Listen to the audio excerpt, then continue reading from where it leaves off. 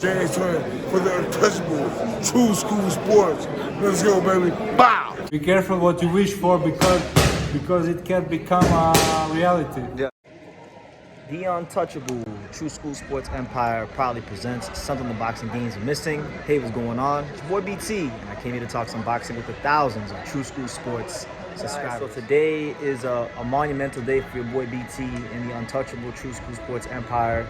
You guys know that for a long time, I've probably been, I think at least, the most consistent American voice when it comes to covering Japanese boxing. And when I say Japanese boxing, I don't just mean Inoue, I don't just mean Junzo Nakatani. I've covered all kinds of Japanese fighters over the years. And today, I was invited down here to, very historic, very famed, very hallowed grounds in boxing. Right now, we're at none other than Korakuen Hall. And pretty much anybody who's anybody in Japan has fought here. So really excited to be here, really excited to get my first taste of Japanese boxing live and in the flesh. All right, so tonight, this is the card right here. You're gonna have Suzumi Takayama defending the Japanese super flyweight title. I would assume that's him right there because he has the Japanese title. He's taking on Aizawa Ayoma, 14-12-1. So that's the feature bout of the evening, and it should be a really fun night. So come on in. 弾丸事務所1998年10月生まれの26歳横浜市保土ヶ谷区出身デビューは2018年2月成績12戦7勝5敗7勝のうち4勝がノックアウトによるものです Alright guys, so I made it in. I'm in the illustrious Korakuen Hall, and like everyone who's anybody in Japan has fought here. I mean, you name the names, they fought here. Naoya Inoue, Kenshiro, all the great stars of Japanese stars of now and yesteryear, they've all fought here. And I'll be honest, guys, like I know it's a regular club show on in the midweek here in Japan, but it's really cool to be here. It really is, because I've watched a lot of fights here. I've watched and learned a lot about Japanese boxing and based upon fights that have happened in this venue. So I don't take for granted like where I'm at. I understand the history of boxing, and when you understand the history of boxing, like I understand the history of boxing, you can appreciate things like this. So it's a pleasure to be here. They have a gallery of just like Japanese boxing memorabilia when you come in here, and not just Japanese boxing memorabilia, they got American memorabilia over there too, but I wanted to come to the Japanese section because a lot of stuff here that we don't normally see here in the States. So like, for example, right here you got the Japanese, the actual championship, the regional title you can win, that's the strawweight title. And then you got the light flyweight title there, you know what I'm saying? I could be wrong, but I think that's fighting Harada. Maybe I'm wrong, but let me know, guys, if that's fighting Harada or not. And yeah, old school bell. Funny enough, so they have this little medal here from the Shinsuke Yamanaka and Rungvisai fight, and funny enough, everyone knows me mostly because of my coverage of Naoya Inoue, but it was actually Yamanaka. The first video I ever made about a Japanese fighter was Shinsuke Yamanaka when I covered the fight against Anselmo Moreno. So, fun fact there. And then yeah, this is also a medal from the what fight? Naoya Inoue and Romo Gonzalez Yagashi actually. Chocolatito. That's young Chocolatito. Ain't that crazy? So a lot of history here at Korakuen Hall. A lot of just amazing stuff. I feel like this is a bucket list thing I'm doing today, is finally coming to a fight here. Alright, so my Japanese ain't the best, but I found this wall and I didn't know what it was at first, and then I started kind of walking through the walls, and then I realized that this is a list of all the Japanese world champions from dating all the way back to 1952 all the way to 2024. So I kind of wanted to walk through the wall and give you guys just a tour. So look, you got Fighting Harada, one of the OGs of Japanese boxing. You got him. You got the Hall of Famer, Yoko Goishin, great fighter. If you know, you know. You got Inoue's promoter right here, Hideki Ohashi, back in the 90s, and it just goes on and on and on. And what's funny is, if you keep going and you keep looking, look whose name you see right here. Jorge Linares is on the wall of Japanese world champions because I believe he has Japanese citizenship. So he's on here a couple of times, and it goes on and on and on. You know, Suzumi Takayama, another guy that I'm a big fan of. Akira Yagashi, you know, former lineal flyweight champion. Then you got like you got Naoya Inoue, he's there. Of course, the most infamous fighter in Japan, Raichi Taguchi, Kazuda Ioka, Kousa Tanaka. Then you come over here, my personal favorite, the amazing boy Kenshiro, 2017. And it goes on and on. Takuma Inoue makes a cameo there. And it's a cool little wall. It's a beautiful wall to honor the history of boxing in Japan. You know, you've got guys like Masamichi Ibuki, Miya Yoshida, and yeah, just a real nice touch of class from the Japanese, and it has it by year, so pretty cool. Coming right down the halls here of Korakuen Hall, you have like it's called the And Still Gallery. So I guess this is how they keep track of who's champion. So they got it from like Japanese champions to world champions. So I'm obviously not going to be as familiar with the Japanese champions, but I know that that's Kazuki Matsumoto. He's the Japanese champion at featherweight, and I know who that is because he might be an Angel Leo opponent for the future. So I know him. And then obviously, as far as the world, you got Japan's finest Junto Nakatani there. Naoya Inoue there, and then I believe that pretty lady right there is Miya Yoshida. So the And Still Gallery here at Korakuen Hall.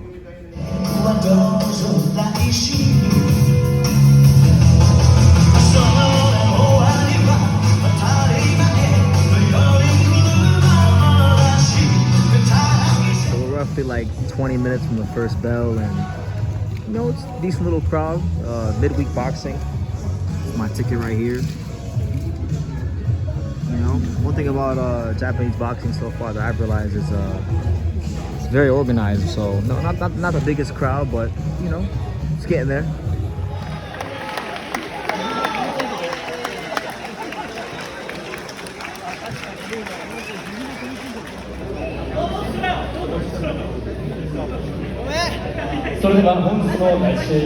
First fight on the card was a straight banger. It was the pro debut of Hayato Kousa versus Yuito Kodaira, two featherweights. Kodaira was 0-1. Kousa was making his pro debut. They had two knockdowns. Kousa in the first round and Kodaira in the third. It was called the draw. I thought the Kodaira really did a good job counter-punching down the stretch and probably deserved to win, but a great fight. They set a pretty high standard for my first fight in person. So we'll see how the rest of the night goes.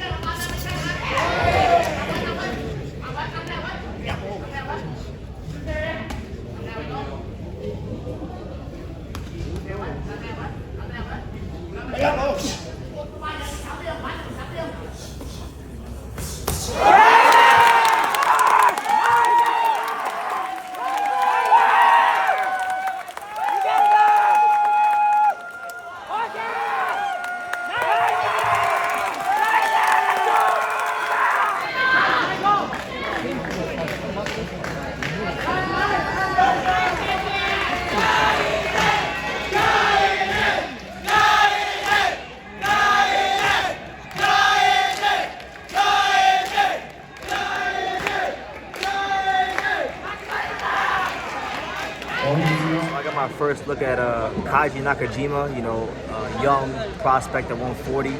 He was a 6-1 coming into this fight. He's now 7-1. The guy he fought was like 8-3. and he just systematically broke him down. Very explosive. He's from the same gym as Jin Sasaki, and I was informed that he's a Jin Sasaki sparring partner, and he's got a lot of those same traits as far as like being explosive, punching through the target. Interesting fighter, you know. I've also learned that apparently he was a basketball player, played some baseball as well, and he's only been boxing for roughly 4 or 5 years, give or take. So athletic, got a lot of upside. I'll keep my eyes on him. Good fighter. He's really in a LeBron James jersey.